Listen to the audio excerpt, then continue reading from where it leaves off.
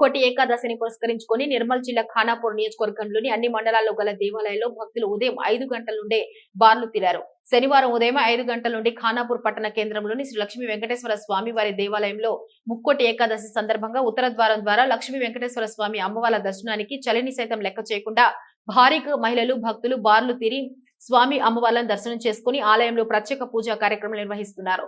ముక్కోటి ఏకాదశి సందర్భంగా ఖానాపూర్ పట్టణ కేంద్రంలోని ఆలయాలు భక్తులతో ఉదయం నుండి కిటకిటలాడుతున్నాయి.